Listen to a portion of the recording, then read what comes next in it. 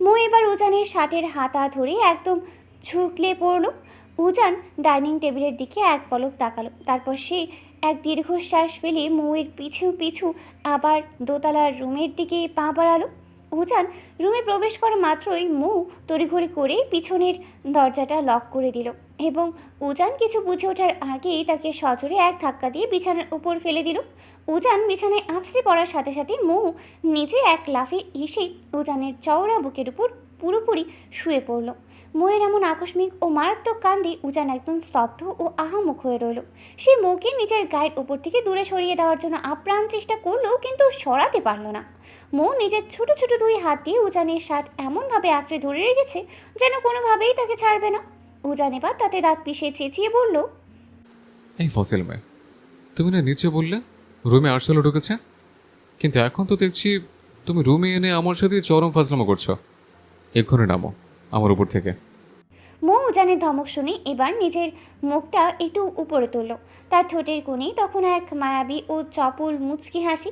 সে কোনো কথা না বলে অত্যন্ত পরম মমতায় উজানের ধারালো চিবুকের ওপর আলতো করে নিজের উষ্ণ ঠোঁট দুটো ছুঁয়ে দিল। উজান একদম বিস্ময়কর ও স্তম্ভিত দৃষ্টিতে মৌয়ের মুখের দিকে তাকিয়ে রইল। তার মগজ যেন আজ কাজ করা বন্ধ করে দিয়েছে। এই মেয়েটা দিন দিন কতটা অভদ্র আর বেহায়া হয়ে যাচ্ছে।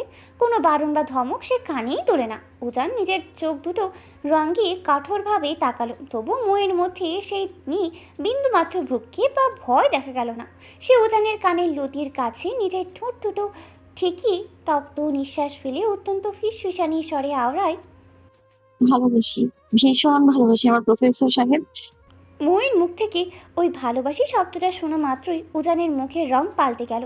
সে তীব্র এক ঝটকায় তড়িৎ গতিতে মৌকে নিজের বুকের ওপর থেকে ধাক্কা দিয়ে পাশে ফেলে দিল। উজান এত জোরে ঝটকা দিয়েছিল যে মৌ সামলাতে না পেরে বিছানা থেকে ছিটকে সোজা শক্ত মেঝের উপর আছড়ে পড়ল। আর মেঝের কোণে আঘাত লাগা মাত্রই ব্যথায় খুকিয়ে দিয়ে গুঙ্গিয়ে উঠল। মৌয়ের এই যন্ত্রণা কাতর কণ্ঠস্বর শোনা মাত্রই উজানের ভেতরের সমস্ত রাগ আর জেদ কর্পূরের মতো উড়ে গেল। সে তীব্র এক অনুশোচনা বুকে নিয়ে তড়িঘড়ি করে বিছানা থেকে নেমেই মেঝের ওপর মৌয়ের সামনে হাঁটু কেড়ে বসল। নিজে দুই হাত দিয়ে মৌয়ের গাল দুটো ছুঁয়ে আকুল স্বরে বলে উঠল, আই এম রিয়েলি সরি পেয়েছি। আমি সত্যি বুঝতে পারিনি যে আমার ধাক্কাটা এত জোরে লাগবে। অনেক বেশি লেগেছে, তাই না? কোথায় লেগেছে দেখো। এই বলেই উজান আর কোনো কথা না বাড়িয়ে মৌকে নিজের পাজা কোলে তুলে নিল এবং বিছানার উপর সাবধানে বসিয়ে দিল।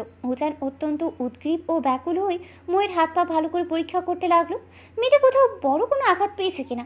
ঠিক তখনই তার তীক্ষ্ণ চোখ দুটো আটকে গেল মৌয়ের ডান পায়ের গোড়ালির উপর। সেখানে একটা বড় সড়ো নীলচে কালছিটে দাগ পড়ে আছে, যা দেখে স্পষ্ট বোঝা যাচ্ছে কোনো জায়গায় মারাত্মক হোঁচট খাওয়ার কারণে এমনটা হয়েছে।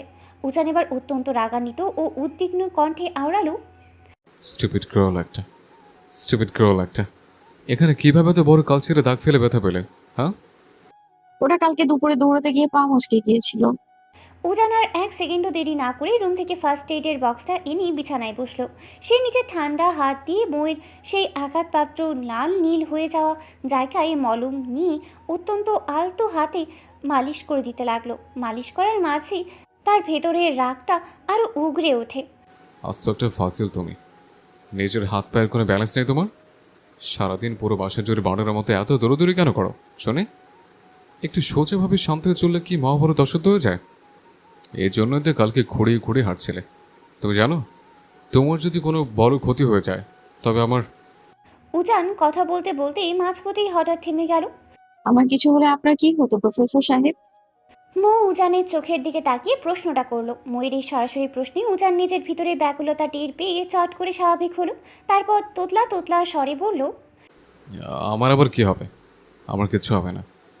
তুমি আমার কি হও যে তোমার কিছু হলে আমার দুনিয়া উল্টে যাবে? হ্যাঁ, তাছাড়া তোমার যদি কোনো ক্ষতি হয় তবে আম্মু আর ড্যাড মিলে আমাকেই এই চৌধুরী বাড়ি থেকে ঘাট ধাক্কা দিয়ে বের করে দেবে। সবাই ভাববে আমি ইচ্ছে করে তুমি আঘাত করেছি। দেখি পাটা সোজা করো। এখন হাঁটতে কোনো প্রবলেম হচ্ছে না তো তোমার? মৌ এবার এক অদ্ভুত ও গভীর অবাক দৃষ্টিতে উজানের এই রূপের দিকে তাকিয়ে রইল। মনে মনে ভাবলো, এই অদ্ভুত মানুষটা মুখে সারাদিন দাবি করে যে সে মৌকে একটুও ভালোবাসে না, অথচ তার প্রতি উজানের এই যত্ন আর কেয়ারিং তো অন্য কথা বলে। মৌ যদি কোনোদিন রাগ করে না খেয়ে ঘুমিয়ে পড়ে, তবে এই উজান মাঝরাতে তাকে ঘুম থেকে তুলে নিজের হাতে লোকমা খাইয়ে দেয়। মৌ উজানের বুকে না জড়িয়ে ঘুমিয়ে আসে না বলে সে রোজ রাতে শত কাজ থাকলেও জলদি বাসায় ফিরে মুখে নিচের থেকে বুকে টেনে নিয়ে ঘুমায়। মেয়ের জামা কাপড় থেকে শুরু করে তার প্রয়োজনীয় প্রতিটা ছোটোখাটো জিনিস সে মুখে যাওয়ার আগেই উজান অলৌকিকভাবেই তার চোখের সামনে এনে হাজির করে। তবুও এই মানুষটা নাকি মৌকে ভালোবাসে না। এটা কি আদৌ কোনো সুস্থ মানুষের পক্ষে সম্ভব? হয়তো সম্ভব, কিংবা হয়তো এক মস্ত বড় মিথ্যা অহংকার। মৌ এবার অত্যন্ত নরম স্বরে ডাকলো। প্রফেসর সাহেব। উজান ফার্স্ট এডের বক্সটা গুছিয়ে বলল, বলো। আপনি তো আমায় একটুও ভালোবাসেন না, তাহলে কেন আমার এত যত্ন করেন? আমি মরে গেলেও তো আপনার জীবনে কোনো ফারাক পড়ার কথা না, কিন্তু আমি একটুখানি আঘাত পেলে আপনি কেমন পাগল পাগল হয়ে যান। এরপরেও কি বলবেন আপনি আমায় সত্যি সত্যি একটুও ভালোবাসেন না? মৌয়ের এই অকাট্য ও তীক্ষ্ণ প্রশ্নে উজান এক মুহূর্তের জন্য পুরো থমকে গেল। মেয়েটা বয়সে ছোট আর চপল হলে কি হবে? মাঝে মধ্যে এমন কিছু কথা বলে যা সরাসরি বুকে গিয়ে আঘাত করে। উজান বিছানা থেকে উঠে মৌয়ের একদম পাশে গিয়ে বসলো। মৌ এক দৃষ্টিতে তার মুখ চোখের ভেতরের ভাষা পড়ার চেষ্টা করলো। উজান নিজের ভিতরের এক তীব্র তপ্ত দীর্ঘশ্বাস ফেলে মাথাটা সামান্য উঁচুর দিকে তুলে অত্যন্ত দৃঢ় গলায় উত্তর দিল, শোনো পিচ্ছি, তুমি আমি মন থেকে নিজের বউ হিসেবে কখনো না মানলেও সামাজিকভাবে আর আইনগতভাবে তুমি এখন আমার বিবাহিত স্ত্রী। তাই আমার জীবনে তুমি হলে জাস্ট একটা রেসপন্সিবিলিটি। এই রেসপন্সিবিলিটি শব্দটার মানে বোঝো তুমি? এর মানে হলো তুমি আমার দায়িত্ব। পৃথিবীর একটা পুরুষ মানুষ সব কিছু এড়িয়ে যেতে পারলেও তার ঘাড়ে আসা দায়িত্ব সে কখনো এড়িয়ে যেতে পারে না। আমি তোমার যত্ন করি, তোমার দায়িত্ব নেই। তোমার সাথে একই বিছানায় ঘুমাই, তার মানে এই নয় যে আমাদের মধ্যকার এই জোরপূর্বক সম্পর্কের কোনো উন্নতি হবে। আমরা যেমন আছে আমাদের ফিউচারে আমাদের সম্পর্কটা ঠিক এমনই থাকবে। তবে তোমার যদি মনে হয় যে এই নামমাত্র সম্পর্ক থেকে তুমি তোমার বইয়ের পূর্ণ অধিকার বা ভালোবাসা পাচ্ছ না, তবে তুমি চাইলে আমার লাইফ থেকে চিরকালের মতো চলে যেতে পারো। কারণ আমি তোমাকে কোনো দিনও মন থেকে নিজের স্ত্রীর মর্যাদা বা ভালোবাসা দিতে পারবো না। I am really sorry. মৌয়ের মুখ থেকে কোনো উত্তর শোনার আগেই উজান বড় বড় পা ফেলে চলে গেল। মৌ বিছানার উপর পাথরের মূর্তির মতো বসেই ফ্যাল করে উজানের চলে যাওয়ার পথের দিকে তাকিয়ে রইল। এই অদ্ভুত মানুষটাকে সে কোনো সমীকরণ দিয়েই ঠিকমতো বুঝে উঠতে পারে না। এই মানুষটা এক লহমায় এত ভালো, এত কেয়ারিং হয়ে ওঠে যে মনে হয় দুনিয়ার শ্রেষ্ঠ স্বামী। আবার ঠিক পরের লহমায় এত নিষ্ঠুর, এত খারাপ হয়ে যায় যে মনে হয় এক আস্ত পাষাণ। মৌ দেখবে এই প্রফেসরের দায়িত্বের দেয়ালটা তার ভালোবাসার ঝড়ের সামনে আর কতদিন টিকে থাকতে পারে। পুরো ক্লাসরুম জুড়ে চিৎকার, চিল্লাচিল্লি আর হট্টগোলে কান পাতা দেয়। কাজ তাদের ফিজিক্স ক্লাসের জন্য সম্পূর্ণ নতুন একজন প্রফেসর আসার কথা রয়েছে, কিন্তু কে সেই প্রফেসর, কেমন দেখতে হবেন তিনি, এই নিয়ে ক্লাসের সবার মনেই কৌতূহলের শেষ নেই। হঠাৎ মৌ নিজের বেস্ট ফ্রেন্ড কাম বোন মেহেরের কাঁধে ক্লান্ত মাথাটা রেখে মিনমিন স্বরে আওড়ালো, মেহু এখন আবার আমাদের হাড় মাংস জ্বালাতে কোনো নতুন ইবলিশ শয়তান আসবে বলতো ভাই? এই কলেজের প্রিন্সিপাল বুড়োটাও যে কি পায়, রোজ রোজ টিচার চেঞ্জ করে। মেহের নিচু স্বরে জবাব দিল, ঠিক বুঝতে পারছি না রে মৌ, তবে ক্যাম্পাসের সিনিয়র আপুদের মুখে শুনলাম আজ তিনি আমাদের ফিজিক্স ক্লাস নিতে আসছেন। তিনি নাকি ভীষণ কড়া আর বদরাগী টাইপের মানুষ, কিন্তু মানুষটা নাকি দেখতে অসম্ভব হ্যান্ডসাম আর ট্যাশি। মেহেরের মুখে অন্য পুরুষের হ্যান্ডসাম হওয়ার প্রশংসা শুনে মৌ চট করে তার কাঁধ থেকে মাথা তুলে বসলো। সে নিজের চোখ দুটো ছোট ছোট করে বলল, সে যত বড়ই হ্যান্ডসাম হোক না কেন, আমার প্রফেসর সাহেবের মতো হিরো কিন্তু এই দুনিয়ায় আর কেউ হবে না, বুঝেছিস? কিন্তু একটা জিনিস ভাবতো মেহু, আমার ওই খিটখিটে প্রফেসর সাহেব ঠিক কোন কলেজের প্রফেসর বলতো? আজ তো ওনারও ভার্সিটিতে প্রথম দিন। মেহের কাঁধ ঝাঁকিয়ে বলল, আই ডোন্ট নো, কিন্তু তুই তো ভাইয়াকে জিজ্ঞেস করতে পারতি কোন কলেজের প্রফেসর। মৌ এবার ভেঙচি কেটে মুখটা কালো করে নিল। খাটাস লোক আমায় কিছু বললে তো? তাদের এই ফিসফিসানির মাঝে হঠাৎ গম্ভীর মুখে স্বয়ং কলেজের প্রিন্সিপাল স্যার ক্লাসে প্রবেশ করলেন। প্রিন্সিপাল স্যারকে দেখা মাত্রই পুরো ক্লাসরুমের ওই হইচই এক নিমিষেই পিনপতন নীরবতার রূপ নিল। সব স্টুডেন্ট একসাথে তড়িৎ গতিতে দাঁড়িয়ে রইল। পরম শ্রদ্ধায় সমন্বয়ে বলে উঠল, good morning sir, how are you? Principal sir নিজের গম্ভীর মুখে খানিকটা কৃত্রিম হাসি ঝুলিয়ে দুই হাত তুলে সবাইকে বসার ইশারা করে আওড়ালেন, good morning. Sit down everybody. তবে সত্যি কথা বলতে আমি তোমাদের উপর আজ বিন্দুমাত্র খুশি নই। এই বিগত কয়েক মাসের ভিতরে তোমাদের এই সেকশনের জন্য আমাকে পুরো ছয়জন ফিজিক্স টিচার চেঞ্জ করতে হয়েছে। তোমরা এই ক্লাসের স্টুডেন্টরা সবাই এত বড় মাপের ফাজিল আর বেয়াদব যে তোমাদের যন্ত্রণার কোনো টিচার এই ক্লাসে টিকতে চায় না, সবাই ইস্তফা দিয়ে চলে যায়। প্রিন্সিপাল স্যার একটু থামলেন, তারপর ক্লাসের সবার দিকে এক কড়া দৃষ্টিপাত করে আবার বলতে লাগলেন, অবশেষে একজনকে অনেক অনেক রিকোয়েস্ট করার পর তিনি তোমাদের এই ক্লাসের দায়িত্ব নিতে রাজি হয়েছেন। অবশ্য বলে রাখা ভালো, তিনি ইন্টারমিডিয়েটের কোনো ক্লাস নেওয়ার জন্য এই কলেজে জয়েন করেননি। তিনি মূলত অনার্সের গোল্ড মেডেলিস্ট প্রফেসর। কিন্তু আমার ব্যক্তিগত অনুরোধে তিনি তোমাদের ফিজিক্সের বেসিক ঠিক করতে রাজি হয়েছেন। তবে এখন তোমাদের নিয়ে আমার বড্ড টেনশন হচ্ছে, কারণ আজ যিনি তোমাদের সামনে আসছেন তিনি বড্ড কড়া ধাতের মানুষ। ওনার মুখের কথা চেয়ে হাতের অ্যাকশন বেশি চলে। So everybody please welcome mister Ujan Chowdhury. Ujan Chowdhury নামটা প্রিন্সিপাল স্যারের মুখে শোনা মাত্রই মৌ আর মিহিরের চমকে উঠল। তারা তীব্র এক ধাক্কা খেয়ে চোখ বড় বড় করে একে অপরের মুখের দিকে তাকালো। মিহিরের হাতের কলমটা হাত থেকে ফসকেই নিচে পড়ে গেল। ঠিক সেই মুহূর্তেই গাম্ভীর্য নিয়ে ক্লাসরুমে প্রবেশ করলো উজান। আজ সাদা শার্ট আর ফর্মাল প্যান্টে তাকে দেখতে এতটাই ড্যাশিং আর অসম্ভব সুন্দর লাগছিল যে ক্লাসের প্রতিটা মেয়ে স্টুডেন্ট এক পলকে তার দিকে হাঁ করে তাকিয়ে রইল। পুরো ক্লাসের মেয়েদের চোখ যেন আজ উজানের উপর গিয়ে একদম আঠার মতো আটকে গেল। প্রিন্সিপাল স্যার উজানের কাঁধে হাত রেখে নিচু স্বরে সিলেবাস নিয়ে কিছু সময় কথা বললেন এবং উজানকে ক্লাসের দায়িত্ব বুঝিয়ে দিয়ে ঘর থেকে বেরিয়ে চলে গেলেন। উজান ক্লাসের পোডিয়ামের সামনে দাঁড়িয়ে অত্যন্ত নিজের চোখের সানগ্লাসটা খুলল, তারপর ক্লাসের স্টুডেন্টের দিকে নিজের তীক্ষ্ণ দৃষ্টিটা দিল। সাথে সাথে সে নিজেও তীব্র এক শক খেয়ে একদম পাথরের মতো স্তব্ধ হয়ে গেল। ক্লাসে ঠিক মাঝখানের বেঞ্চে বসে আছে তার ঘরের বউ মৌ মহাশয়া, যে নিজের বড় বড় হরিণী চোখ দুটো মিলে তার দিকে তপ্ত চোখে তাকিয়ে আছে। উজান নিজের অজান্তি একটা ঢোক গেল। মৌ যে এই কলেজেই পড়াশোনা করে তা উজান আগে জানতো না। জানলে নেচে নেচে প্রিন্সিপাল স্যারের রিকোয়েস্ট অ্যাকসেপ্ট করে নিজের পায়ে নিজে কুড়াল মারতে আসতো না। অত্যন্ত ঘরের বাইরে এসে একটু শান্তির নিঃশ্বাস ফেলবে বলে মনের ভিতরে যে আনন্দটুকু ছিল, এখন এই ক্লাসরুমে বউ নামক মোস্ট ডেঞ্জারাস মেয়েটাকে নিজের স্টুডেন্ট হিসেবে দেখেই উজানের গলার জল নিমিষেই শুকিয়ে কাঠ হয়ে গেল।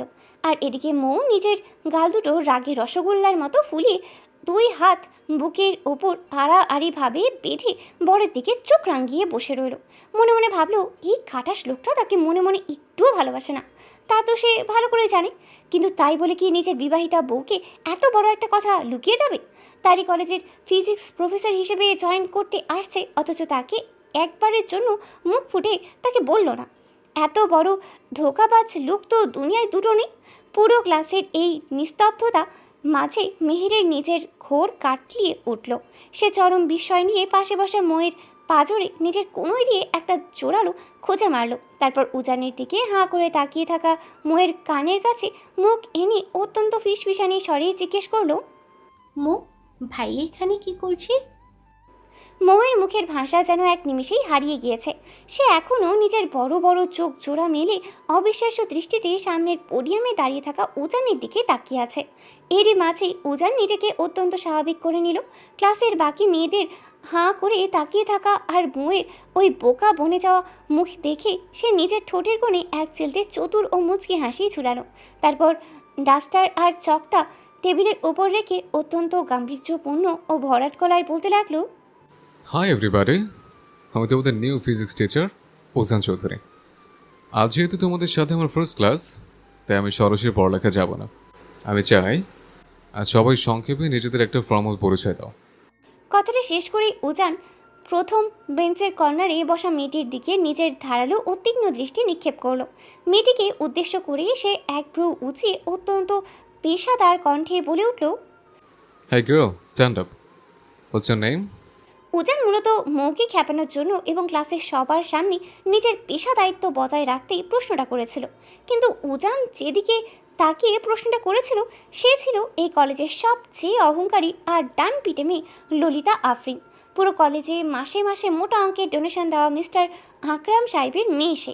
কলেজের তথাকথিত সুন্দরী ও স্টাইলিশ নারীদের মধ্যে অন্যতম একজন, যার ক্ষমতার দাপটে কলেজের সাধারণ স্টুডেন্ট থেকে শুরু করে অনেক টিচাররাও মাথা নিচু করে কথা বলেন, নয়তো সামান্য অজুহাতে তাকে সোজা কলেজ থেকে বহিষ্কার করার হুমকি দেওয়া হয়। বাবা আকরামুল আফরিন দেশের নামকরা ও বড় মাপের বিজনেসম্যান হওয়ায় ললিতার অহংকারে মাটিতে পা পড়ে না। মেয়েটা বড্ড একরোখা আর জেদি। জীবনে সে যা চেয়েছে তা যে কোনো মূল্যে পেয়েই ছেড়েছে। ললিতা ভাবলেও এই হ্যান্ডসাম ও ড্যাশিং প্রফেসর বুঝি তার দিকে তাকিয়ে মুগ্ধ হয়ে নামটা জানতে চেয়েছে।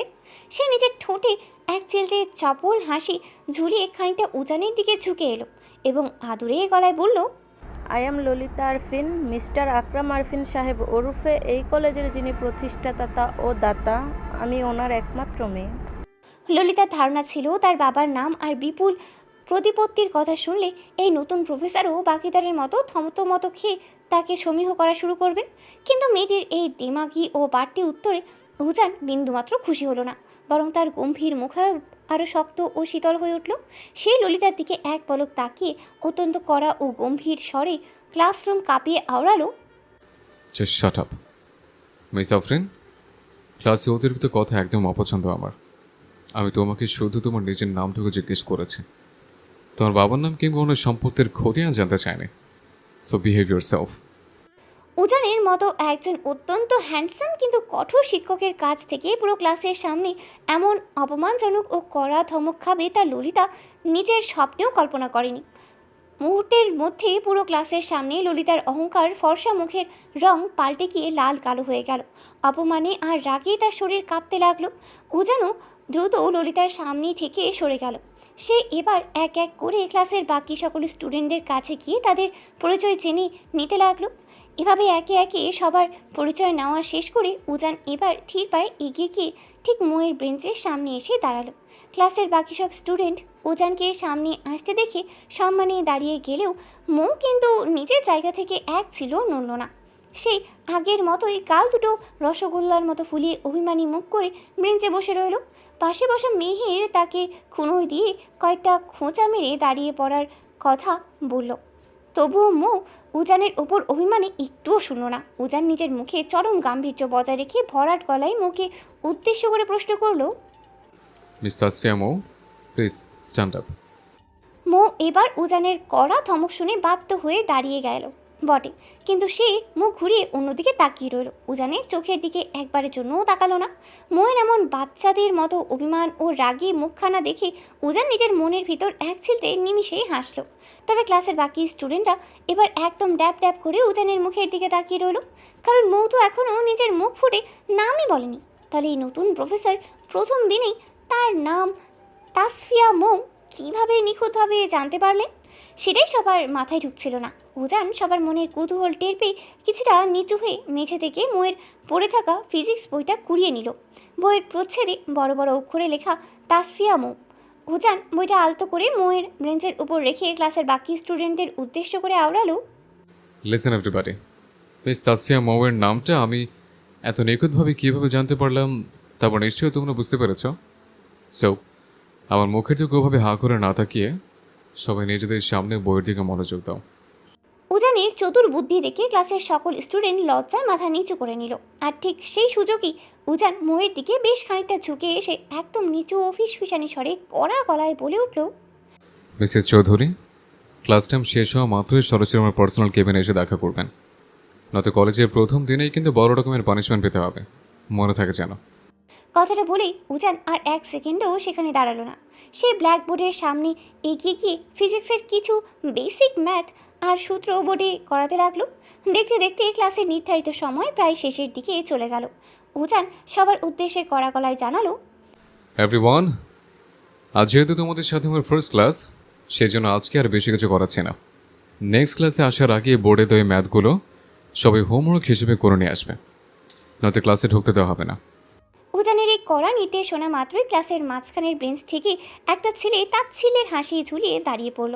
সে অত্যন্ত দেমাগি সুরে বলল, পানিশমেন্ট মানে? কিসের পানিশমেন্ট কথা বলছেন স্যার? এই কলেজের হেডমিস্ট্রে আজ পর্যন্ত কোনো বড় বড় টিচারও আমাদের এই সেকশনে পানিশমেন্ট দেওয়ার কথা কল্পনাও করতে পারেনি।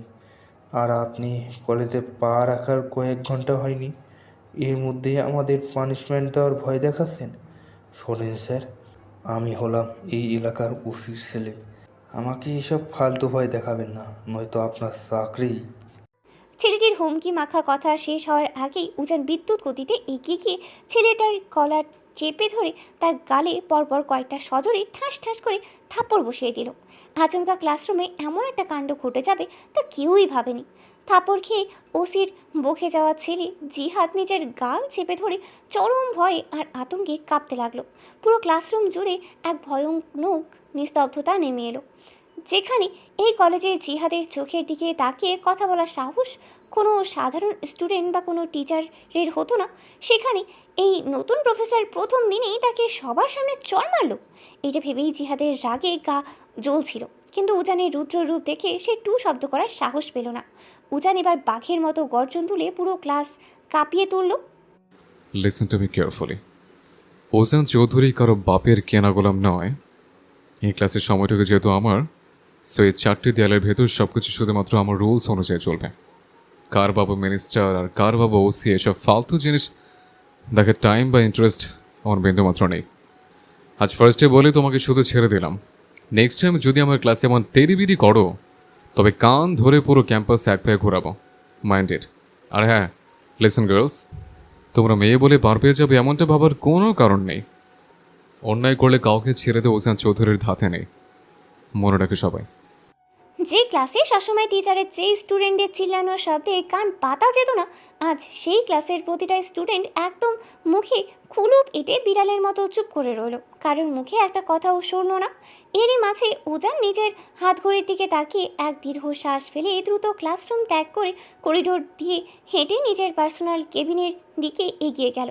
ক্লাস শেষ করে উজান নিজের ক্লান্তি দূর করতে যেই না নিজের পার্সোনাল কেবিনের দরজা খুলে ভিতরে ঢুকবে, ঠিক তখনই হঠাৎ কেউ একজন এসে তীব্র আবেগে তাকে শক্ত করে চাপটে ধরল। উজান মুহূর্তের মধ্যে স্তব্ধ ও নিথর হয়ে গেল। তাকে এভাবে হুট করে জড়িয়ে ধরার অধিকার তার পাগলামি শুধুমাত্র তার পুচকে বউ মৌয়েরই আছে, কিন্তু মৌ তো এখন ক্লাসেই মাত্র শেষ করে বান্ধবীদের সাথে ক্লাসরুমে থাকার কথা। তাহলে এই বন্ধ কেবিনের ভেতর এত সাহস নিয়ে তাকে কে জড়িয়ে ধরল? উজান নিজের সমস্ত পুরুষালী শক্তি দিয়ে নিজেকে সেই বাঁধন থেকে ছাড়ানোর আপ্রাণ চেষ্টা করতে লাগলো। ঠিক তখনই তার কানের কাছে এক চেনা বিষাক্ত মেলি কণ্ঠস্বর ভেসে এলো। উজান, কেমন আছো তুমি? এতগুলো বছর পর আজ সামনাসামনি দেখে ওইভাবে চট করে ভুলে গেলে আমায়? কণ্ঠটা শোনা মাত্রই উজানের চেনা পৃথিবী সব আলো যেন এক পলকেই নিভে গেল। সে তীব্র এক ঝটকায় মেয়েটিকে নিজের শরীর থেকে দূরে সরিয়ে দিল। মেয়েটির মুখের দিকে তাকানো মাত্রই উজানের চারপাশের চেনা জগৎটা যেন স্তব্ধ হয়ে গেল। এই তো সেই শিরিন, যাকে উজান নিজের তরুণ বয়সে নিজের উদয়মান যৌবনে প্রথম দেখার পর পাগলের মতো ভালোবেসেছিল। মেয়েটির মুখের অবয়ব এখনও ঠিক আগের মতোই আছে, চেহারায় তেমন কোনো পরিবর্তন আসেনি। তবে এক সময় এই মেয়েটিকে উজান যতটা না ভালোবাসত, আজ তার চেয়ে কোটি গুণ বেশি ঘৃণা করে।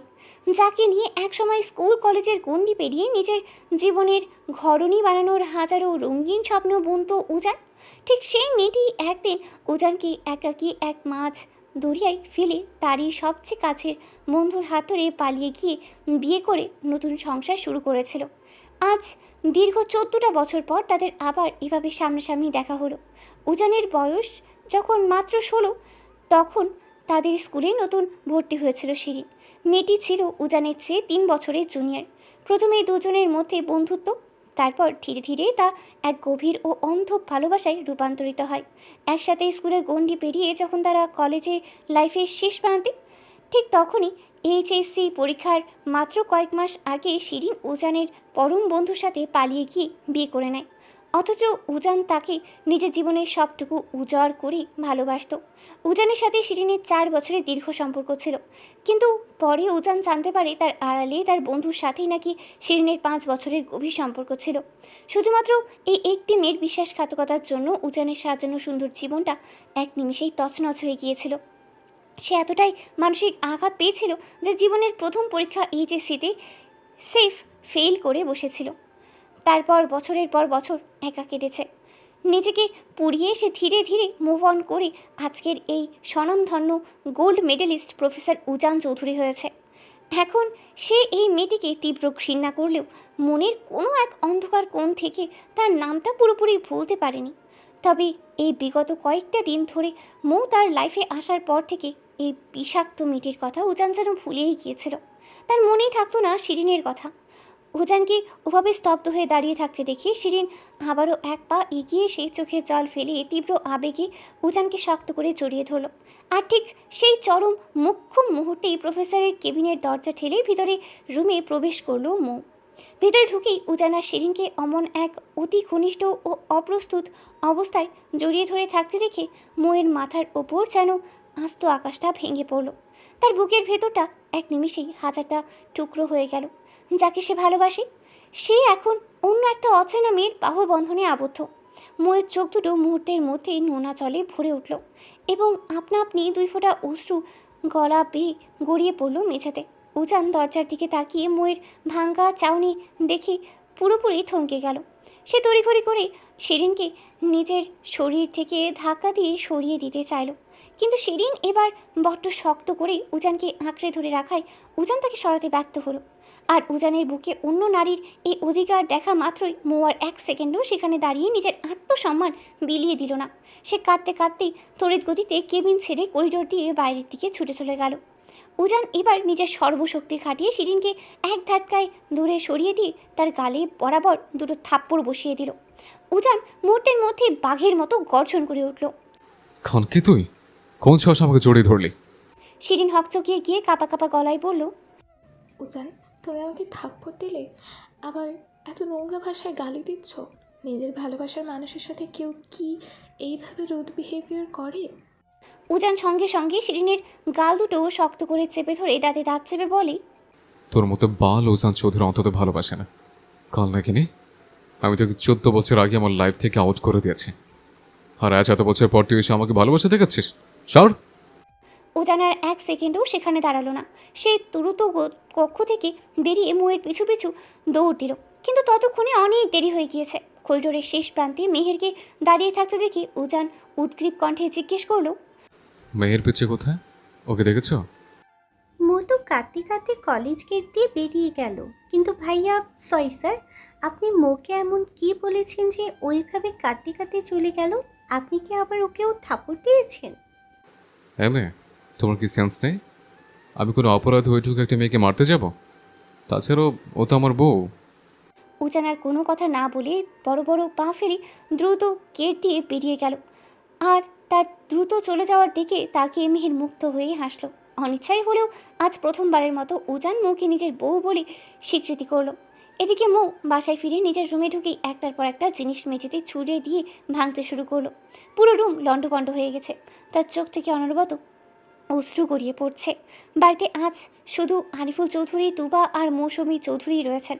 বাকির সবাই কাজে বাইরে। তুবা অনেক চেষ্টা করেছে মৌকে শান্ত করার, কিন্তু মৌ তাকে নিজের ধারের কাছেও আসতে দিচ্ছে না। আরিফুল চৌধুরী আর তুবা রুমের দরজায় বাইরে হতাশ হয়ে দাঁড়িয়ে আছেন। মেয়েটার হঠাৎ এমন আগ্নেয়গিরির মতো ফেটে পড়ার কারণ কেউ বুঝে উঠতে পারছে না। মৌ হাতের তালু দিয়ে চোখ মুছে ডুকরে কেঁদে উঠল। তারপর পাশ থেকে একটা ফুলদানি নিয়ে সজোরে ড্রেসিং টেবিলের আয়নার দিকে ছুঁড়ে মারল। ঝনঝন শব্দে সেটা চূর্ণ বিচূর্ণ হয়ে গেল। সে চিৎকার করে বলে উঠল, থাকবো না আমি এই বাড়িতে, আমি একটুও থাকবো না। আমার কেউ ভালোবাসে না, আমি চলে যাবো এখন এখান থেকে। ঠিক সেই মুহূর্তে উজান তড়িঘড়ি করে রুমে প্রবেশ করলো। ময়ের কাছাকাছি আসতেই সে আবারও চিৎকার করে উঠল, একদম আমার কাছে আসবেন না। আমি এই রুমের সব ভেঙে ফেলবো, কিচ্ছু রাখবো না, আর চলেই যাবো আমি আপনার জীবন থেকে। এক মুহূর্তও থাকবো না আমি। উজান ময়ের কাছাকাছি পৌঁছাতেই পারছে না, কারণ মৌ তার ওপর একের পর এক জিনিস ছুঁড়ে মারছে। কাঁদতে কাঁদতে ময়ের মুখটা অনেকটাই ফুলে উঠেছে। উজান নরম স্বরেই বলল, পিচ্ছি, প্লিজ স্টপ। কেন এমন করছে? বললাম না আসবেন না আমার কাছে। এই বলেই মৌ উজানের শখের টফিগুলো মেঝেতে আছড়া দিয়ে ভাঙতে লাগলো। রুম ভর্তি এখন ভাঙ্গা কাঁচ আর ধ্বংসস্তূপ, কিন্তু উজান তবুও শান্ত। দরজার বাইরে দাঁড়িয়ে থাকা তুবা আর আরিফুল চৌধুরী হাঁ করে তাকিয়ে আছেন। যে জিনিসগুলো উজান ইফাতকে পর্যন্ত স্পর্শ করতে দিত না, ভেঙে যাওয়ার ভয়, আজ মৌ সেগুলো ভেঙে ফেলার পরেও উজান একদম চুপ। তার মুখে সামান্যতম রাগের আঁচড়ও নেই। তুবা আরিফুল চৌধুরীর দিকে তাকিয়ে ফিসফিস করলো, বাবা, এসব কি দেখছি? ভাই মৌকে এত বড় কাণ্ডের পরেও একটা বকাও দিচ্ছে না। সেটাই তো ভাবছি আম্মাজান, ছেলেটার আজ কি হলো? উজান কয়েক ধাপ এগিয়ে মৌয়ের দিকে হাত বাড়ালো। মৌ সাথে সাথে ভাঙ্গা কাচের টুকরো হাতে নিয়ে সাথে সাথে আরও চিৎকার করে উঠল। আসবেন না আমার কাছে, যদি আসেন তাহলে আমি নিজেকে আঘাত করবো। ঠিক সেই মুহূর্তেই উজান বিদ্যুৎ গতিতে এগিয়ে গিয়ে মৌয়ের হাত থেকে কাঁচের টুকরো ফেলে দিয়ে নিজের দুই বাহুর মাঝে শক্ত করে জড়িয়ে ধরল। তারপর মৌয়ের কানের কাছে মুখ এনে অত্যন্ত আদুরে ও শান্ত স্বরে আওড়ালো, মিসেস উজান চৌধুরী, প্লিজ রাগটা একটু কন্ট্রোলে আনেন। আপনার এই অগ্নিকন্যা রূপ উজান চৌধুরী নিতে পারছে না। মুহূর্তের মধ্যেই পুরো রুম যেন স্তব্ধ হয়ে গেল। মৌয়ের চোখ কপালে ওঠার উপক্রম। উজান তাকে মিসেস উজান চৌধুরী বলে ডাকছে। দরজার বাইরে থাকা আরিফুল চৌধুরী আর তুবা বিস্ময়ে একে অপরের দিকে তাকিয়ে রইল। বাবা, ভাইয়ের কি মাথা ঠিক আছে? কিসব আবল তাবল বলছে ভাই? আরিফুল চৌধুরী নিজের ঠোঁটের কোণে এক ছিলতে তৃপ্তির মুচকি হাসি ঝুলিয়ে তুবার মাথায় হাত রাখলেন।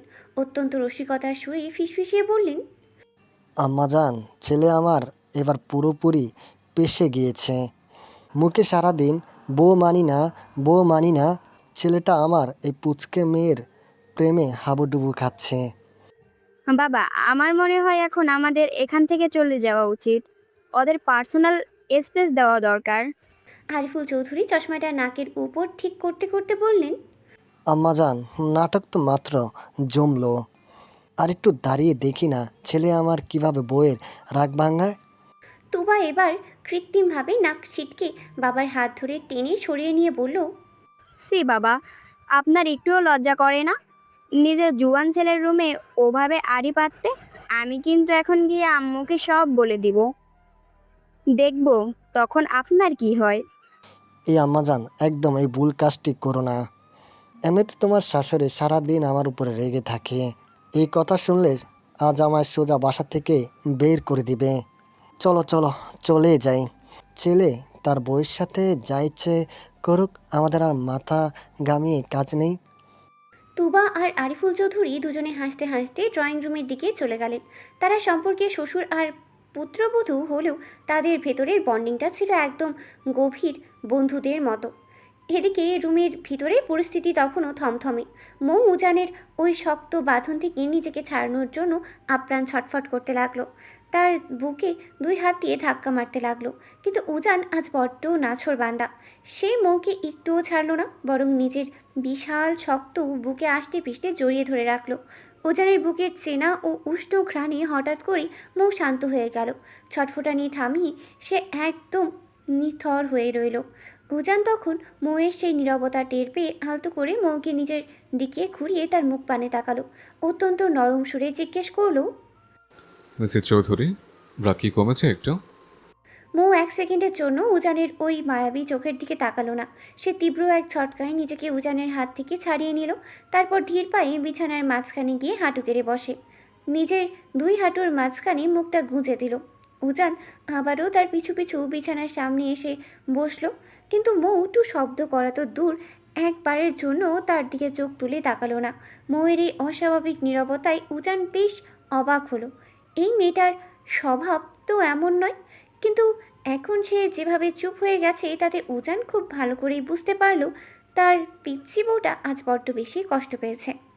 উজান নিজের গলার স্বর যতটা সম্ভব কোমল করে নিচু স্বরে আওড়ালো, পেয়েছি। কিন্তু এবারও মৌয়ের পক্ষ থেকে কোনো রেসপন্স এলো না। সে হাঁটুর ভেতর মুখ গুজে এবার নিঃশব্দে ফুপিয়ে ফুপিয়ে কাঁদতে লাগলো। মৌয়ের সেই কান্নার তীব্র ও ভেজা আওয়াজটা তীরের মতো এসে উজানের বুকের ভেতর পিতল। তার হৃৎপিণ্ডটা যেন এক নিমিষে হাহাকার করে উঠল। ইদানিং এই মেয়েটার মুখখানা একটু কালো হয়ে থাকলেও যেখানে উজানের বুকটা ব্যথায় টনটন করে, সেখানে আজ মেয়েটা নিজের চোখের অশ্রু ফেলছে। উজান কিছুতেই মৌয়ের এই কষ্ট নিতে পারছে না। উজান কয়েক চেষ্টা করলো মৌয়ের চিবুক ধরে নিজের দিকে ফেরাতে, কিন্তু বরাবরই ফলাফল শূন্য রইল। মৌ মুখ তুলল না। উজান এক তপ্ত ও দীর্ঘশ্বাস ফেলল। সে মনে মনে একটা কঠিন সিদ্ধান্ত নিয়ে ধীরে ধীরে কক্ষ ত্যাগ করলো। সে বড় বড় পা ফেলে সিঁড়ি দিয়ে তরতর করে নিচে নামছে। তার চোখে মুখে তখন এক অদ্ভুত তারা। সদর দরজার কাছাকাছি পৌঁছাতে ড্রয়িং রুমে বসা তুবা পেছন থেকে কৌতূহলী গলায় বলে উঠল, ভাইয়া, এত তাড়াহুড়া করে কোথায় যাচ্ছ তুমি? উজান এক পলক পেছন ফিরে তাকালো। তার ঠোঁটের কোণে তখন এক চিলতে মৃদু ও রহস্যময় হাসি। সে উত্তর দিল, মিসেস চৌধুরী বড্ড অভিমান করেছে আমার উপর, তাই তার সেই কঠিন অভিমান ভাঙানোর মেডিসিন আনতে যাচ্ছে। কথাটা বলেই উজান সদর দরজা খুলে বাইরে বেরিয়ে গেল। তুবা উজানের যাওয়ার দিকে তাকিয়ে নিজের মনেই মুচকি হাসলো। মনে মনে ভাবলো, যাক, ছেলেটার অবশেষে বোধ বুদ্ধি হচ্ছে তাহলে। প্রায় আধা ঘন্টা পর উজান দুই হাতে অনেকগুলো বড় বড় কার্টুন আর বক্স নিয়ে হন্তদন্ত হয়ে বাসায় ঢুকলো। তা দেখে ড্রয়িং রুমে বসে থাকা সবার চোখ যেন চড়ক গাছ। বিষয়ে সবার মুখ হাঁ হয়ে গেল। যে উজান চৌধুরী জীবনে কখনো নিজের এক গ্লাস পানিও নিজ হাতে তুলে খায়নি, নিজের প্রয়োজনীয় জিনিসপত্র অন্যের হাত দিয়ে রুমে পাঠাতো, আজ সে নিজে এতগুলো বক্স দুই হাতে বই নিয়ে আসছে। তুবা তাকে সাহায্য করার জন্য তড়িঘড়ি করে এগিয়ে যেতে চাইল, কিন্তু উজান এক হাত তুলে তুবাকে মাঝপথেই থামিয়ে দিল। ভাবি, তোমার কষ্ট করতে হবে না। উজান চৌধুরীর জন্য এখন এইটুকু ভার বহন করা কিছুই না। মিসেস চৌধুরীকে বড্ড হার্ট করে ফেলেছে, সো তাকে মারানোর জন্য এইটুকু স্ট্রাগল তো আমাকে করতেই হবে। এই বলে উজান বড় বড় পা ফেলে সিঁড়ি বেয়ে নিজের রুমের দিকে হেঁটে গেল। রুমে ঢুকেই দেখলো মৌ ঠিক সেই আগের অবস্থাতেই বিছানায় হাঁটুতে মুখ গুজে বসে আছে। মৌকে এই অবস্থায় দেখতে উজানের কলিজাটা যেন ছিঁড়ে যাচ্ছে। আজ উজানের হাতে থাকা বক্সগুলোর ভেতরে ছিল প্রচুর চকলেট, আইসক্রিম আর চিপস। এই সব কটি জিনিসই মৌয়ের ভীষণ প্রিয়। একদিন রাতে ঘুমের ঘরে আচ্ছন্ন অবস্থায় মৌ বিড়বিড় করে এই জিনিসগুলোর কথা বলেছিল, আর উজান সেই পুচকে বইয়ের মুখের প্রতিটা কথা নিজের মনের মণিকোঠায় গেঁথে রেখেছিল। সে মল থেকে প্রতিটা জিনিস একটা দুটো নয়, একেবারে 10টা করে বক্স কিনে এনেছে, যাতে তার এই পিচ্ছি জেদি বউটার অভিমান চোখের পলকে ধুয়ে মুছে সাফ হয়ে যায়। উজান ধীর পায়ে এগিয়ে গিয়ে সবগুলো রঙিন বক্স ঠিক ময়ের চোখের সামনে সাজিয়ে রাখলো। চকলেটের চেনা সুবাস পেয়ে মৌ আচমকা চমকে চোখ তুলে তাকালো, কিন্তু পরক্ষণই উজানের দিকে তাকিয়ে আবারও নিজের মুখটা শক্ত করে নিল। কোনো কথা বলল না। উজান বিছানায় তার একদম কাছাকাছি গিয়ে হাঁটু গেড়ে বসলো। পেয়েছি। মৌ চুপ, কোনো কথা নেই। পেয়েছে। সরি আমার লক্ষ্মী বউ, প্লিজ এবার একটু কথা বলো, আর কখনো এমনটা হবে না, প্রমিস। মৌ উজানের মুখে আম্মুর লক্ষ্মী বৌমা শুনেও নিজের জেদ বজায় রাখলো। সে নাগের মতোই গাল দুটো ফুলিয়ে উজানের দিকে পেছন ফিরে উল্টো হয়ে বসলো। তবে তার চোখের কোণে তখন নোনা জল চিকচিক করছে। মনে হচ্ছে একটু নাড়া পেলেই বুঝি এখনই শ্রাবণের ধারার মতো গাল বেয়ে গড়িয়ে পড়বে। উজান এবার বিছানায় সরে গিয়ে সরাসরি ময়ের মুখোমুখি হয়ে বসলো। ময়ের ফর্সা নরম হাত দুটো জোর করে নিজের শক্ত হাতের তালুর ভাঁজে নিয়ে অত্যন্ত ফিসফিসিয়ে আকুল স্বরে আওড়ালো, পেয়েছে। এভাবে চুপ করে থেকো না প্লিজ, কথা বলো না আমার সাথে। এ দেখো, তোমার জন্য চকলেট, আইসক্রিম, চিপস সব এনেছে, তবুও কি কথা বলবে না আমার সাথে? আমি তো নিজে থেকে সরি বললাম, তবু ওভাবে গাল ফুলে বসে থাকবে? বলা মাত্রই মৌ তড়িৎ গতিতে উজানের হাত থেকে নিজের হাত দুটো টেনে সরিয়ে নিল। সে নিজের বড় বড় চোখ দুটো দিয়ে উজানের দিকে রাগী দৃষ্টি নিক্ষেপ করে ঝকঝকিয়ে প্রতিবাদ করে উঠল, সরি? কিসের সরি? হ্যাঁ, আপনি কি ভেবেছেন আমাকে এই দুটো চকলেট, আইসক্রিম আর চিপস এনে দিলেই আমি সব কষ্ট ভুলে যাব? আমি আপনার সাথে জীবনেও আর কথা বলবো না। আপনি কেন ওই কলেজের ছাত্রনীটাকে ওভাবে নিজের বুকের সাথে জড়িয়ে ধরেছিলেন? হ্যাঁ, উজান মৌয়ের মুখে নিজের সাবেক প্রেমিকার নাম শাকচুন্নি শুনে আর মনের ভিতরে চেপে রাখা হাসিটা আর ধরে রাখতে পারল না। সে ফিক করে হেসে দিল। তারপর বিদ্যুৎ গতিতে এগিয়ে গিয়ে মৌকে এক ঝটকায় কোলে তুলে নিজের মুখোমুখি বসিয়ে দিল। মৌ কিছু বুঝে ওঠার আগেই উজান তার মুখের উপর এসে পড়া এলোমেলো চুলগুলো আলতো করে সরিয়ে দিল এবং বিছানার পাশ থেকে একটা ক্লিপ নিয়ে পরম যত্নে মৌয়ের চুলগুলো উঁচু করে একটা সুন্দর খোপা বেঁধে দিল। খোপা বাঁধা শেষ করে উজান ময়ের নাকের ডগায় একটা মৃদু টোকা দিয়ে বলল, পিচ্ছি, ইদানিং তুমি কিন্তু বড্ড অলস হয়ে যাচ্ছ। এত সুন্দর সিল্কের চুলগুলোর এই 12টা বাজিয়েছ কোন সাহসে শুনি? রোজ সকালে আমি নিজে তোমার এই চুলগুলো বেঁধে দিই, তুমি একটু চুলগুলো ক্লিন রাখতে পারো না? নাকি এখন থেকে তোমার চুল ক্লিন করার দায়িত্ব আমাকেই নিতে হবে? মৌ উজানের এই বেমকা বকা আর চতুরতা দেখে রাগে আরও লাল হয়ে গেল। সে উজানের কোল দিকে নেমে বুক লক্ষ্য করে নিজের ছোট ছোট হাত দিয়ে দুটো কিল বসিয়ে দিয়ে দিল। আপনি অনেক খারাপ। আপনি আমার অভিমান না ভাঙিয়ে উল্টো এখন আমাকেই অলস বলে বকা দিচ্ছেন। থাকবো না আমি আপনার সাথে, চলে যাবো আমি এখান থেকে। থাকতে পারবে আমায় ছাড়া? থাকতে পারবো না বলেই তো এমন করছেন, তাই না? যেদিন সত্যি সত্যি চলে যাব সেদিন ঠিকই বুঝবেন। উজান আর প্রতিউত্তরে কোনো কথা বলল না। সে জানে এই পিচ্ছিটাকে মুখের কথায় শান্ত করা যাবে না। উজান বেশ কিছু সময় গভীর চোখে মৌয়ের দিকে ওই নিষ্পাপ মুখখানার দিকে তাকিয়ে রইল। তারপর বিছানায় রাখা বক্সগুলো থেকে মৌয়ের সবচেয়ে প্রিয় চকলেট আইসক্রিম বের করলো। তারপর আইসক্রিমটা একদম মৌয়ের মুখের সামনে ধরলো। প্রিয় আইসক্রিম চোখের সামনে দেখা মাত্রই মৌয়ের ঠোঁটের কোণে এক চিলতে মিষ্টি হাসি ফুটে উঠতে চাইল। তবে সে পরক্ষণেই নিজেকে সামনে নিয়ে নিজের জেদ বজায় রাখলো। আইসক্রিমটা নিজের হাতে নিল না। উজান মৌয়ের এই কাণ্ড দেখে মনে মনে নিঃশব্দেই হাসলো। মৌ যদিও তার ওপর অভিমান করে মুখটা অন্যদিকে ঘুরিয়ে রইল, কিন্তু আইসক্রিমের চেনা সুবাস পেয়ে ইতিমধ্যেই তার জিভে জল চলে এসেছে। মৌয়ের এই লোভ সামলানোর চেষ্টা দেখে উজান এবার খানিকটা তার কানের কাছে ঝুঁকে পড়ল। অত্যন্ত নিচু ফিসফিসানি স্বরে আওড়ালো, কি হলো মিসেস চৌধুরী? আপনি কি নিজে থেকে এটা খাবেন নাকি আমি নিজে? উজানের কথা শেষ হওয়ার আগেই তড়িৎ গতিতে উজানের হাত থেকে আইসক্রিমটা কেড়ে নিল মৌ। তারপর মুখ বাঁকিয়ে নিজের মনেই গপ গপ করে আইসক্রিম খেতে লাগলো। উজান এবার শব্দ করেই হেসে দিল। মৌ উজানের হাসির দিকে পাত্তা না দিয়ে চোখ মুখ কুঁচকে পরম তৃপ্তিতে আইসক্রিম খাওয়ায় ব্যস্ত হয়ে পড়ল। তবে পুরোটা সময় উজান কিন্তু এক পলকের জন্য চোখ সরালো না। তার গভীর দৃষ্টিটা স্থির হয়ে লেপ্টে রইল কেবলই তার এই অবুঝ পিচ্ছি বউটার উপর। হঠাৎ মৌ বলে ওঠে, লাভ ইউ প্রফেসর সাহেব। উজান মৌয়ের দিকে তাকিয়ে মুচকি হাসলো। তার কপালে লেপ্টে থাকা চুলগুলো আলতো হাতে সরিয়ে দিয়ে ফু দিল। মৌ আইসক্রিম খেতে খেতে এক পলক তাকালো। অতঃপর উজান ভ্রুযুগল কুচকিয়ে জিজ্ঞেস করলো, চকলেট আইসক্রিম চিপস এনাদের কথা বললে? মৌ খিলখিল করেই হাসলো। ঠোঁটের চারিদিকে লেগে থাকা আইসক্রিম উজানের শার্টে মুছে উত্তর দিল, হুম। হায় আল্লাহ, এই মেয়েদিকে সামান্য চকলেট আইসক্রিমের জন্য ভালোবাসি বলে। এই পচা বড়, আমি একদমই চকলেট আইসক্রিমের জন্য ভালোবাসি বলিনি। আমার ক্রাশ বড় এতগুলো চকলেট আইসক্রিম চিপস এনে দিয়েছে বলে তাই বলেছি। আমি আপনার মতো লুচু নই যে বিয়ের আগেই ফষ্টি নষ্টি করি আমি। উজানের মুখটা এক নিমিষে বেলুনের মতো চুপসে গেল। সে মনে মনে এক দীর্ঘশ্বাস ফেলে ভাবল, এই মেয়েটাকে নিয়ে আর পারা যায় না। সব সময় এক অক্ষর বেশি না বললে যেন এর পেটের ভাত হজম হয় না। উজান নিজেও এবার একটু মুখ বাঁকিয়ে ময়ের কথার পিঠে উল্টো সুর ধরে খোঁচা দিয়ে বলে উঠল, ফষ্টি নষ্টি করেছি তো ভালোই করেছে। তোমার মতো তো আর হাতের খানে ছেলের প্রেমে হাবুডুবু খেয়ে বেড়ায় না। মৌ আইসক্রিমটা মুখের কাছে নিয়ে আচমকা থেমে গেল। সে চোখ দুটো বড় বড় করে বলল, ছি, আপনি নিজে একটা ছেলে হয়ে আবার আরেক ছেলে প্রেমে পড়তে চান? ঘরে আমার মতো এত সুন্দর অপ্সরা বউ থাকতেও নজরটা এত খারাপ কেন আপনার শুনি? নাকি আপনি আসলে এখন মৌয়ের মুখের ওই মারাত্মক বাকি কথা শেষ হওয়ার আগে উজান রীতিমতো বিষম খেয়ে চেঁচিয়ে উঠল, শাট আপ মিসেস চৌধুরী, তোমাকে আমি এই এত চকলেট আইসক্রিম আর চিপসের পাহাড় এনে দিয়েছি আমার সামনে বসে বসে আমার মুখে মুখে তর্ক করার জন্য? মৌ এক ভেঙচি কেটে বলল, সত্যি কথা শুনলে তো সবারই গায়ে একটু জ্বালা ধরবে, এটাই তো স্বাভাবিক।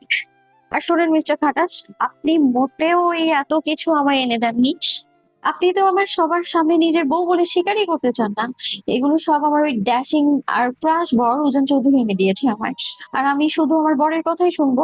আপনার মতো খাটাস লোকের এখানে কোনো দরকার নেই। উজান নিজের নাক কুচকে পরম বিরক্তি নিয়ে তাকালো। ফাসিল মেয়ে একটা। ফাজিল শব্দটা শোনা মাত্রই ময়ের ফর্সা মুখের রং মুহূর্তের মধ্যেই পাল্টে লাল হয়ে গেল। সে হাতের আইসক্রিমের চট করে শেষ করে দ্রুত সোজা হয়ে দাঁড়ালো।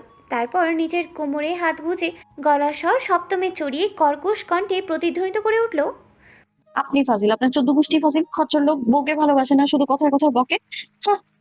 উজান চরম বিস্ময়কর দৃষ্টিতে কিছু সময় এই পুচকে মেয়ের রণচণ্ডীর রূপের দিকে তাকিয়ে রইল। তারপর নিজের গলার স্বর খানিকটা উঁচু করে মুখ ভাঙিয়ে উত্তর দিল, বউ? Like seriously? তুমি বউ নাও, বউ নামের অ্যাটম বোমা। এখন হ্যাঁ, এখন তো আমাকে অ্যাটম বোমা মনে হবেই। ঘরে এত সুন্দর বউ থাকতে বাইরে ফষ্টি নষ্টি করতে পারেন কিনা? উজান দাঁতে দাঁত চেপে বলে ওঠে, এই ডেট, তোমার মনে হয় হোসেন চৌধুরী সত্যি সত্যি বাসার বাইরে ফষ্টি নষ্টি করে? আপনি কি শুধু ফষ্টি নষ্টি করেন, সাথে নারীদের সাথে ঘেঁষাঘেঁষিও করতে পারেন?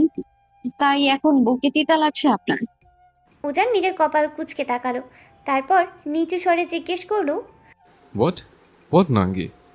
একটা মেয়ের বয়ফ্রেন্ড বা প্রেমিককে যদি নাঙ্গো বলতে পারে তাহলে সেই হিসেবে আপনার ওই শিরিন পেতি একটা আস্ত নাঙ্গি। উজানের মুখ দিয়ে আর কোনো কথা সরল না। সে শুধু একটা তপ্ত ও দীর্ঘশ্বাস ফেলল। উজানের ওই অসহায় অবস্থা দেখে মুখ সঙ্গে সঙ্গে আবারও একটা মুখ ভাঙালো। উজান নিজের ভেতরের সমস্ত রাগ ভুলে এবার নিঃশব্দে হেসে বিছানা থেকে উঠে দাঁড়ালো এবং চলে যেতে হাঁটতে লাগলো। ঠিক তখনই কিছু একটা মনে পড়তে সে তড়িঘড়ি হয়ে মোয়ের দিকে ঝুঁকে পড়ল। হাই পিচ্ছি, ওয়েট ওয়েট। মৌ উজানের ওই আচমকা গলার আওয়াজে আর ঝড়ের গতিতে এগিয়ে আসায় ভয়ে কেঁপে উঠল। তবে পরক্ষণেই নিজেকে সামনে নিয়ে উজান কিছু বুঝে ওঠার আগেই তার শক্ত হাতের কবজিতে নিজের ধারালো দাঁত দিয়ে কষে এক কামড় বসিয়ে দিল। উজান আউচ করে নিজের হাতটা টেনে নিল। মৌ সঙ্গে সঙ্গে দাঁত কটমট করে বলল, খচ্চর লোক একটা, এভাবে হুঠার চিল্লাচিল্লি করে আমার ভয় পাইয়ে দিয়েছিল একদম। একেবারে মেরে ফেলতে চান নাকি? উজান নিজের হাতের কামড়ের ডাক্তার দিকে তাকিয়ে ফু দিতে দিতে বলল, ফাজিল, কেমন করে কামড় দিল! ইস, কি ব্যথা! আর তুমি আবার ভয় পাও নাকি? আমি তো জানতাম এই দুনিয়ায় তুমি একাই সবার ভয়ের একমাত্র কারণ। কথাটা শেষ হতেই মৌ নিজের বড় বড় চোখ দুটো আরও তীক্ষ্ণ করে উজানের দিকে তাকালো। মুহূর্তের মধ্যে রাগী মৌয়ের পুরো মুখটা একদম লাল টকটকে রক্তবর্ণ ধারণ করলো। বউয়ের ওই রাগী চাহনি দেখে উজান এবার নিজের গলা খাকারে দিয়ে অত্যন্ত মিনমিনে স্বরে বিড়বিড় করে আওড়ালো, এমন করে তাকাও কেন? ভয় লাগে তো। মৌ এবারও কোনো কথা না বলে একদম ট্যাপ ট্যাপ করে উজানের চোখের দিকে তাকিয়ে রইল। তা দেখে উজান নিজের চোখ দুটো ছোটো ছোটো করেই নিল, মাথাটা খানিকটা নিচু করে ফিসফিস করে, অগ্নিকন্যা, প্লিজ এমন করে তাকিও না। সত্যি সত্যি আমার ভয় লাগছে। বাই দ্য ওয়ে, একটা কথা বলো তো, তুমি কিভাবে জানলে জড়িয়ে ধরে মেয়েটি শিরিন? মৌ নিজের ঠোঁট উল্টে বলল, কেন জানবো না? আপনার ওই ফোন থেকে জেনেছি। উজান এবার আকাশ থেকে পড়ার মতো চমকে ওঠে। হোয়াট?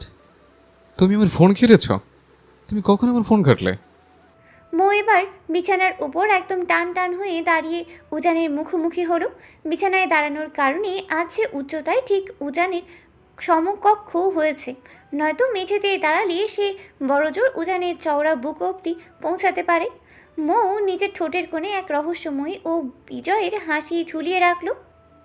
আপনার ওই ফোন তো বাসর রাতে ঠিক পরের দিনই পুরো ঘেটে তছনছ করে ফেলেছি আমি। আপনার কপালটা বড্ড ভালো যে ওই পেতে শিরিনের কোনো ছবি আপনার গ্যালারিতে ছিল না, নয়তো সেদিনই আপনাকে কোরবানি করে দিতাম আমি। খুব ভালো করে মনে রাখবেন মিস্টার প্রফেসর, আপনি এখন আমার বর। আমার বর হয়ে যদি অন্য কোনো নারীর দিকে চোখ তুলে তাকান বা ফ্লার্ট করেন, তবে আপনার ওই সুন্দর চোখ দুটো আমি নিচ থেকে টেনে উপরে তুলে ফেলবো, আর সাথে ওই মেয়েটাকে একদম খুন করে ফেলবো। মুহূর্তের মধ্যে উজান এক হ্যাঁচকা টানে মুখে বিছানার থেকে নিজের শক্ত আর চওড়া বুকের উপর টেনে নিল। আচমকা এই কাণ্ডে মো বড্ড ভয় পেয়ে নিজের চোখ মুখ শক্ত করে খিচে বন্ধ করে ফেলল। হুট করেই এমন সে অনুভব করলো কারোর অত্যন্ত তপ্ত আর ভারী দীর্ঘশ্বাস তার মুখের ওপর আঁচড়ে পড়ছে। তখন সে নিজের চোখ দুটো পিটপিট করে মেলল। চোখ খুলেই দেখল উজান তার মুখের এতটাই কাছে ঝুঁকে আছে যে দুজনের নাকের ডগা প্রায় ছুঁই ছুঁই। উজানের এই অতর্কিত ঘনিষ্ঠতা দেখে ময়ের বুকের ভেতরের হৃৎপিণ্ডটা যেন বিদ্যুৎ গতিতে লাফাচ্ছে। উজান ময়ের চোখের দিকে গভীর দৃষ্টি রেখে হুট করে এক চিলতে বাঁকা হেসে বলে উঠল, তা কয়জনকে মারবেন মিসেস চৌধুরী? আপনার হ্যান্ডসাম বরকে যে অনেক মেয়ে নিজের করেছে। মৌ এবার এক মুহূর্ত দেরি করল না। সে উজানের কলারটা নিজের ছোট ছোট হাত দিয়ে শক্ত করে চেপে ধরে অত্যন্ত দৃঢ় ও জেদি গলায় উত্তর দিল, যে কয়জনই আপনাকে চাক না কেন, আমি তাদের সবাইকে খুন করবো। খুব ভালো করে শুনে রাখুন মিস্টার প্রফেসর, এই মিসেস উজান চৌধুরী নিজের ব্যবহারের একটা সামান্য সুতো কখনো কারোর সাথে শেয়ার করে না। সেখানে আপনাকে তো অন্য কারোর সাথে শেয়ার করার প্রশ্নই ওঠে না। আপনি শুধুমাত্র আমার, আর শুধু আমারই থাকবেন, বুঝতে পেরেছেন? পুচকে মেয়ের মুখে এই প্রথম এমন স্পষ্ট আর তীব্র অধিকারবোধের স্বীকারোক্তি শুনে ওজান নিঃশব্দে হাসল। তার বুকের ভেতর এক অন্যরকম ভালো লাগা ছুঁয়ে গেল। সে আলতো করে মৌকে নিজের বুক থেকে ছেড়ে দিল এবং কোনো কথা না বাড়িয়ে শান্ত পায়ে কক্ষ ত্যাগ করলো। ওজান রুম থেকে বেরিয়ে যেতেই মৌ নিজের বিছানায় ধপাস করে বসে নিজের মনে খিলখিল করে হেসে উঠল। সে স্পষ্ট বুঝতে পারছে তার এই খাটাস বরটা ইদানিং আর আগের মতো তার উপর খুব একটা বিরক্ত হয় না, বরং তার এই পাগলামিগুলো এখন বেশ উপভোগই করে। বিকেলের স্নিগ্ধ ও হালকা মিষ্টি বাতাসের মাঝে একা একা হেঁটে চলেছে মেহের। সামনেই তাদের পরীক্ষা, তাই লাইব্রেরিতে বসে কিছু দরকারি নোটস আর বই পড়তে পড়তে কখন যে বিকেল গড়িয়ে গিয়েছে সে বুঝতেই পারেনি। অবশ্য এখন অনেকটা দিন অনেক বড়। সন্ধ্যা হতে এখনও বেশ খানিকটা সময় বাকি আছে।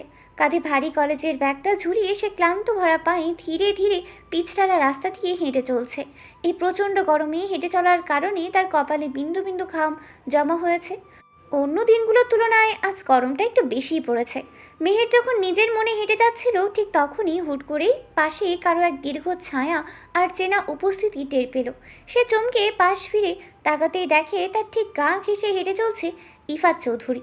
ইফাতকে এই অসময়ে হুট করে নিজের ঠিক পাশে দেখতে পেয়ে মেহেরের চোখ দুটো বিস্ময় বড় বড় হয়ে গেল। ইফাত মেহেরের ওই থতমত খেয়ে যাওয়া মুখটা দেখে ঠোঁটের কোণে এক মুচকি হাসি ঝুলালো। তারপর মেহেরের কিছু বুঝে ওঠার আগেই চোখের পলকে তার কাঁধ থেকে ভারী ব্যাগটা নিজের হাতে টেনে নিল। অতপর মেহেরের পায়ে পা মিলিয়ে একদম তাল মিলিয়ে হাঁটতে লাগলো। মেহের চরম অস্বস্তিতে পড়ে এদিক ওদিক তাকিয়ে তোতলামি কণ্ঠে বলে উঠল, আপনি এখানে? আর আমার ব্যাগ এভাবে আপনাকে নিয়ে যেতে হবে না, আমি নিজের ব্যাগ ক্যারি করতে পারবো, দিন ওটা। ইফাত মেহেরের কথা শুনে সাথে সাথে মাঝ রাস্তায় থমকে দাঁড়িয়ে গেল। সে নিজের জোড়া ভ্রু কুঁচকে গম্ভীর কণ্ঠে জিজ্ঞেস করলো, এই যে মিস মেহের, আমি তোমার চেয়ে বয়সে বড় নাকি তুমি আমার চেয়ে বড়? মেহের মাথা নিচু করে আমদা আমদা করে বলল, আপনি বড়। গুড, তাহলে আমি যা বলবো তুমি ঠিক তাই করবে, কোনো তর্ক করবে না, চুপচাপ হেঁটো।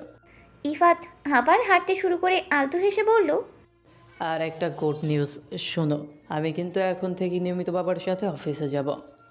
আজকে গিয়েছিলাম, প্রথম দিন তো, তাই কাজগুলো বুঝতে একটু কষ্ট হয়েছে, তবে ধীরে ধীরে সব ঠিক হয়ে যাবে, কি বলো? মেহের নিজের শুকনো ঢোক গিলে অত্যন্ত নির্লিপ্ত গলায় উত্তর দিল, সেটা আমাকে কেন বলছেন? ইফাত এক পলক মেহেরের ম্লান মুখের দিকে তাকালো। তোমাকে বলবো না তো আর কাকে বলবো শুনি? আমি কিভাবে জানবো কাকে বলবেন? আর প্লিজ আমার ব্যাগটা এবার আমায় দিয়ে দিন। ভাইয়া আমাকে বলে দিয়েছে রাস্তায় চেনা অচেনা কোনো ছেলের সাথে যেন বেশি কথা না বলি। এক মুহূর্ত ব্যাগটা নিজের কাছে রাখলো না ইফাত। সে সজোরে মেহেরের হাতে তার ব্যাগটা ধরিয়ে দিল। তবে মেহেরের এই রুক্ষ উত্তর শুনে ইফাতের মনটা একটুও খুশি হলো না, বরং তার পুরো মুখটা কালো হয়ে গেল। মেয়েটা তাদের বাসা থেকে নিজেদের বাড়িতে চলে আসার পর থেকে কেন যেন আরও কেমন জানি চেঞ্জ হয়ে গিয়েছে। অথচ এই কয়েকটা দিন যখন সেই তাদের বাড়িতে ছিল তখন কত সুন্দর করে হেসে হেসে ইফাতের সাথে কথা বলতো। কিন্তু এখন তার আচরণ একদম ভিন্ন, পুরোপুরি অচেনা।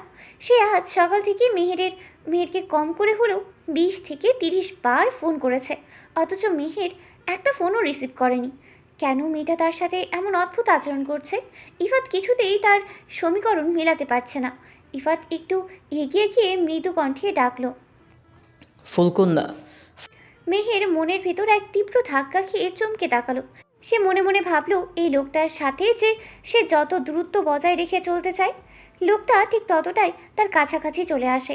সে কিভাবে এই পাগল মানুষটাকে বোঝাবে যে তার মনের গভীরে মেহেরকে নিয়ে যে আশা ও রং স্বপ্ন বাসা বাঁধছে তা পূরণ হওয়া এই সমাজে একদম অসম্ভব। ইফাত মুখে নিজের ভালোবাসার কথা সরাসরি প্রকাশ না করলেও মেহের তার ওই চোখের ভাষা খুব ভালো করেই বুঝতে পারে। ইফাতের মনে মেহেরের জন্য কি গভীর অনুভূতি চলছে তা সে স্পষ্ট টের পায়, আর ঠিক সেই কারণেই সে দূরত্ব বজায় রাখে। তবু এই মানুষটা কেন যেন তার থেকে দূরে সরে যায় না। মেহেরকে ওভাবে চুপচাপ দাঁড়িয়ে থাকতে দেখে ইফাতের কণ্ঠস্বর এবার বড্ড অসহায় শোনালো। সে আবারও জিজ্ঞেস করলো, ফুলকন্যা, তুমি কি আমার উপর খুব বেশি বিরক্ত? মেহের মাথা নাড়িয়ে নিচু স্বরে বলল, কই না তো, বিরক্ত হব কেন? তাহলে আমাকে এভাবে সারাক্ষণ অ্যাভয়েড করো কেন? তুমি কি জানো তোমার করা এই অ্যাভয়েড আমি একদম নিতে পারি না? তোমায় আজ সকাল থেকে আমি কতগুলো ফোন করলাম, অথচ তুমি একটাবারও আমার ফোনটা রিসিভ করলে না। তুমি কি একবারও ভেবে দেখেছো এতে আমার মনটা কতটা হার্ট হয়েছে, আমি কতটা কষ্ট পেয়েছি? ইফাতের এই তীব্র আকুলতা আর কষ্টের কথা শুনে মিহিরের বুকটা যেন ভেঙে চুরমার হয়ে গেল। সে নিজের চোখের অশ্রু লুকানোর জন্য অপরাধীর মতো মাটির দিকে তাকিয়ে মাথা নিচু করে রইল। তার মুখ থেকে একটি শব্দও বের হলো না। ইফাত মিহিরের একদম মুখোমুখি দাঁড়িয়ে তার এক হাত আলতো করে ধরতে চাইল। তার কণ্ঠে তখন অনুনয়, ফুলকন্যা প্লিজ কিছু তো বলো। কিন্তু এবারও মেহের একটা কথাও বলল না। সে নিজের হাতটা সরিয়ে নিয়ে ছলছল চোখে ইফাতের দিকে তাকালো। ঠিক তখনই তার নজর গেল কিছুটা দূরে দাঁড়িয়ে থাকা সাব্বিরের উপর। সাব্বিরকে দেখা মাত্রই মেহের যেন এক মস্ত বড় বাঁচার উপায় খুঁজে পেল। সে আর এক সেকেন্ডও ইফাদের সামনে দাঁড়ালো না, বরং তড়িৎ গতিতে দৌড়ে সরাসরি সাব্বিরের কাছে চলে গেল। ইফাত মাঝ রাস্তায় একা দাঁড়িয়ে অসহায় ও শূন্য দৃষ্টিতে কিছু সময় মেহেরের চলে যাওয়ার দিকে তাকিয়ে রইল। তার বুকের ভেতরটা এক তীব্র যন্ত্রণায় মুচড়ে উঠল। সে কোনোভাবেই এই মানুষটাকে বোঝাতে পারছে না যে মেহেরের প্রতি তার এই তীব্র টান কোনো সাময়িক মোহ নয়, এটা তার হৃদয়ের একদম গভীর থেকে সৃষ্টি হওয়া এক পবিত্র অনুভূতি। ইফাত নিজের অতীতে অনেক মেয়ের সাথেই তো মিশেছে, অনেক রিলেশনশিপও করেছে, কিন্তু মেহেরের জন্য কেন তার ভেতরটা এমন ব্যাকুল হয়ে ওঠে? কেন মেহেরকে একটু না দেখলে, তার সাথে একটা দিন কথা না বললে মনটা ভীষণ অস্থির হয়ে যায়? এই তীব্র ছটফটানি তো সে আগে কখনো কারোর জন্য অনুভব করেনি। কিন্তু নিজের মনের এই আকুল কথাগুলো সে কিভাবে ওই অবুঝ মেয়েটাকে বোঝাবে? তা ভেবেই ইফাত এক তপ্ত ও দীর্ঘশ্বাস ফেলে ওখানেই দাঁড়িয়ে রইল।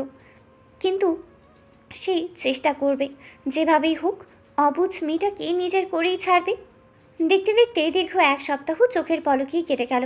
এই এক সপ্তাহে কত কিছুই না বদলে গিয়েছে। শুধু বদলায়নি উজান মৌয়ের মাঝের সম্পর্ক আর ইফাত মেহেরের মধ্যকার সেই যন্ত্রণাদায়ক দূরত্ব।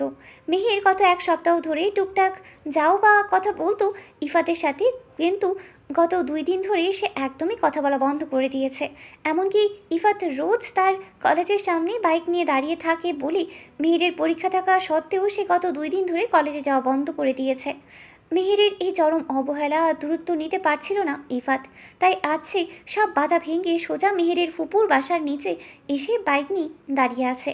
প্রায় 1 ঘন্টা পার হয়ে গেলেও মেহেরের এক পলক দেখার সৌভাগ্য তার হচ্ছিল না। ঠিক তখনই দোতলার বারান্দায় এক হাতে গরম কফির মগ আর অন্য হাতে একটা বই নিয়ে এসে দাঁড়ালো মেহের। সে ছোটবেলা থেকেই ভীষণ বইপ্রেমী। বিশেষ করে বৃষ্টির দিনে কফির মগে চুমুক দিতে দিতে বারান্দায় বসে বই পড়া আর ঝিরিঝিরি বৃষ্টি দেখা তার জীবনের অন্যতম প্রিয় একটা ভালো লাগা। এখন যেহেতু একদম শেষ বিকেল, এই সময় প্রতিদিন মেহেরের ফুপা ফুপি সবাই ড্রয়িং রুমে বসে চা গল্প করেন।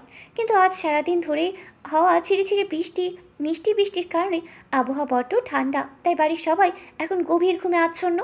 মেহের বারান্দার গ্রিলে হাত দিয়ে নিচের দিকে তাকাতেই আচমকা তার নিজের বাড়ির সামনে ভর বৃষ্টির মাঝে ইফাতকেও ভাবে বাইকের উপর নিথর হয়ে বসে থাকতে দেখে চমকে উঠল। ঠিক তখনই আকাশের মেঘ ডাকলো এবং বৃষ্টির বেগ কিছুটা বাড়তে শুরু করলো। মেহের দোতলার বারান্দা থেকে চারপাশ দেখে নিয়ে অত্যন্ত নিচু ব্যাকুল স্বরেই ডাকলো, এই যে শুনছেন, এই ভর বৃষ্টির মধ্যে ওখানে এভাবে দাঁড়িয়ে আছেন কেন? কিন্তু ইফাত মেহেরের কথার কোনো উত্তর দিল না। সে নিজের বাইকের হ্যান্ডেলে গালে হাত দিয়ে ঠিক আগের মতোই এক দৃষ্টিতে দোতলার বারান্দার দিকে তাকিয়ে রইল। মেহের ওপর থেকে আরও বার কয়েক তাকে ডাকলো, তবুও ইফাত যেন কানেই তুলো না। মেহের আর কোনো উপায় না পেয়ে নিজের কফির মগ আর বইটা টেবিলে রেখে পা টিপি টিপি সিঁড়ি পেয়ে ধীরে ধীরে নিচে নেমে এলো। সদর দরজার কাছে এসে সে আবারও ইফাতকে ডাক দিল, এই যে আপনার কি হয়েছে বলুন তো, এভাবে বৃষ্টির মধ্যে দাঁড়িয়ে ভিজছেন কেন? ভেতরে আসুন। এবার ইফাত নিজের বাইক থেকে নেমে এক নীরব ও পাথুরে দৃষ্টি নিয়ে হেঁটে এসে মেহেরের একদম সামনে এসে দাঁড়ালো। তবে সে মেহেরের ফুহুর বাসার সীমানার ভিতরে পা রাখলো না, বাইরের বৃষ্টির মাঝেই দাঁড়িয়ে রইল। মেহের তার দিকে একরাশ রাগী দৃষ্টি নিয়ে তাকিয়ে আছে, অথচ ইফাদের মধ্যে সেই রাগের বিন্দু মাত্র ভ্রুক্ষেপ নেই। মেহের নিজের জোড়া ভ্রু কুচকে ক্ষিপ্ত গলায় জিজ্ঞেস করলো, কি হলো, কথা বলছেন না কেন? এই বৃষ্টির মধ্যে এখানে এভাবে দাঁড়িয়ে থাকার মানে কি? ইফাত নিজের ভেজা মুখটা মুছে অত্যন্ত স্বাভাবিক ও শান্ত গলায় উত্তর দিল,